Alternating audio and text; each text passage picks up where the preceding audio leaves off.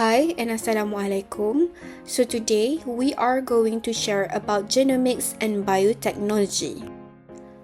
Aquaculture is a fast-growing food sector and is important for global food security as wild fish resources decline. However, the industry faces challenges such as slow growth, disease outbreaks, and environmental stress. To overcome these problems, genomics and biotechnology are used to improve fish growth, health, and adaptability. Selective breeding, gene technologies, vaccines, and probiotics helps produce stronger, faster-growing fish and support sustainable aquaculture in the future. Selective breeding is a genetic improvement method in aquaculture where parent fish with good traits such as fast growth, disease resistance, and stress tolerance are chosen for breeding. These traits are passed to the next generation, helping improve the fish performance over time. One main focus of selective breeding is faster growth.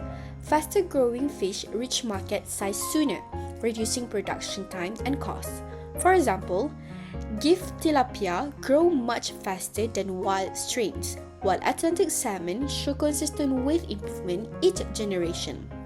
Selective breeding also improves disease resistance, helping reduce fish mortality and dependence on antibiotics. It has increased resistance to diseases such as IPN and sea lice in salmon and Streptococcus infectious in tilapia. In addition, selective breeding helps fish adapt better to environmental stress like temperature changes and low oxygen levels. With the support of modern genomic tools, this process is now faster and more accurate, making selective breeding an important approach for sustainable and efficient aquaculture.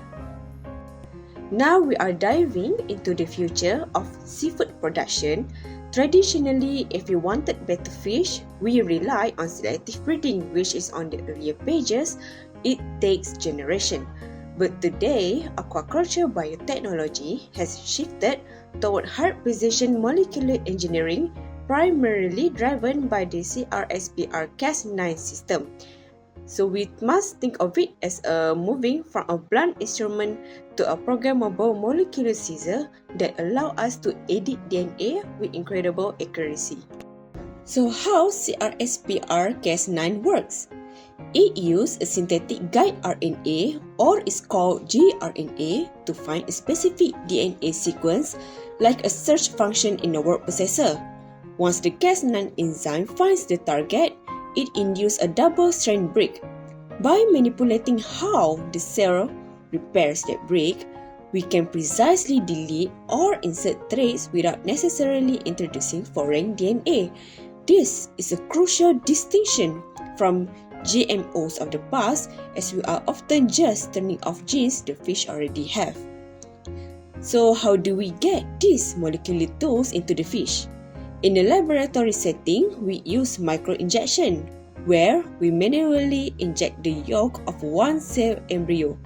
This is incredibly precise but slow. For a commercial scalability, we are now moving toward electroporation. By applying brief electrical pulse to batches of thousands of eggs, we create temporary pores in the cell membranes, allowing the CRISPR tools to enter simultaneously. This is what makes gene editing viable for large-scale industrial fish farm. Now let's look at the results. The myostatin gene acts as a natural brake on muscle development. By knocking this gene out, researchers have achieved double muscling. On red sea bream, we see a 16% increase in skeletal muscle mass, while on non-tilapia, the results are even more dramatic, with a 50 to 60% increase in fillet yield. From a business and sustainability perspective, this is massive. It drastically improves the feed conversion ratio, or FCR. We can now produce significantly more protein using the same amount of feed, reducing the pressure on wild-caught fish that used for fish meal. Disease is the first place cause of financial loss in aquaculture. CRISPR allow us to build the innate resistance. In Atlantic salmon, we are targeting the genes that the infectious pancreatic necrosis, or IPN, virus used to enter cells. By locking the door at a genetic level, we reduce the need for antibiotics and chemicals in the water. Similarly, in European sea bass, editing the TLR2 gene has been shown to boost the immune response against bacterial infections, creating a hardier and healthier population. For challenges, we face two primary biological challenges. The first is mosaicism. If the edit doesn't happen early enough, only some cells are edited. This means the fish is a genetic mosaic and the trait might not be inherited by the next generation. The second is off-target effects. Occasionally, the Cas9 might cut a sequence that looks similar to our target, but isn't. This can lead to unintended mutation. Our current research is focused on high-fidelity Cas9 proteins that are even more selective to ensure the safety and health of the fish. As we move forward, the biggest challenge isn't the science, it's the public perception and regulation. Because many CRISPR-edited fish do not contain foreign DNA, a process called gene silencing, some countries are beginning to regulate them differently than traditional GMOs. This could open the door for these products to reach your dinner plate sooner than you think. Our goal is to ensure that this advancement lead to a food system that is both high-yielding and ethically sound. Next, 4.0 Vaccine and Probiotic in Aquaculture Biotechnology. The rapid expansion of aquaculture has increased the demand for sustainable and effective fish health management, such as due to rising health outbreak. Disease-related loss significantly affect productivity and economic stability in aquaculture system worldwide. Traditionally, antibiotics were widely used to control fish disease. However, excessive use has led to antimicrobial resistance, environmental contamination, and food safety concerns. Consequently, vaccine and probiotics have emerged as environmentally friendly biotechnological alternatives for improving fish immunity and health. Advances in genomics and biotechnology have further enhanced the development and effectiveness of vaccine and probiotics in aquaculture. Next, 4.1 Vaccine in Aquaculture. Concept and importance of fish vaccine. Vaccines are biological agents designed to stimulate the immune system of fish to recognize and combat specific pathogens such as bacteria, virus, and parasites. For type of fish vaccine, there are several types of vaccine applied in aquaculture. First is inactivated kill vaccine. Second, live attenuated vaccine. Third, subunit and recombinant vaccine, and lastly, DNA vaccine. For 4.1.3 Role of Genomic and Biotechnology in Vaccine Development, genomic technologies allow research to identify virulence gene and immunogenic protein of fish pathogen. Through genome sequencing and bioinformation analysis, candidate antigen can be selected for vaccine development. Biotechnology tools such as recombinant DNA technology and gene expression system enable mass production of effective vaccine antigen with high specificity. And 4.1.4 Benefit of vaccination in aquaculture.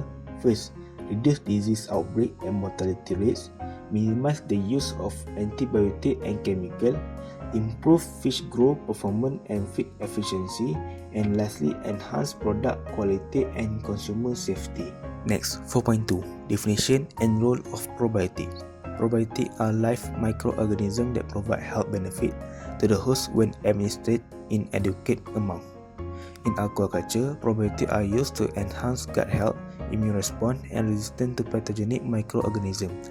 4.2.1 Common probiotic microorganisms. Common probiotic strains used in aquaculture include Lactobacillus spp, Bacillus spp, Pseudomonas spp, and Saccharomyces spp, which contribute to maintaining microbial balance in the fish gut and culture environment. And 4.2.2 Mechanism of action. Probiotics improve fish health through competitive exclusion of pathogen, production of antimicrobial compound, stimulation of immune response, and enhancement of digestive enzyme activity. 4.2.3 Genomic approach in probiotic selection. Whole genome sequences is used to identify beneficial trait in probiotic strain and ensure the absence of virulence or antibiotic resistant gene. And lastly, 4.2.4 Synergistic use of vaccine and probiotic. The combined use of vaccine and probiotic offer a comprehensive approach to fish health management by providing both specific and non-specific immune system protection. While vaccine targeting specific pathogen, probiotic enhance overall immune competence and gut health, resulting in their survival and productivity. Although vaccines and probiotics are beneficial, their use is limited by high cost and inconsistent effectiveness among species. Future advances using genomics and gene editing, such as CRISPR, are expected to improve their performance. Overall, vaccines and probiotics are important tools in sustainable aquaculture as they help reduce disease, lower antibiotic use, and improve fish health and productivity. In conclusion, genomics and biotechnology are essential for supporting sustainable aquaculture as wild fisheries decline. Selective breeding, gene editing, vaccines and probiotics help improve fish growth, disease resistance, and overall productivity while reducing environmental impact. Together, these approaches ensure a more resilient aquaculture industry and contribute to future global food security.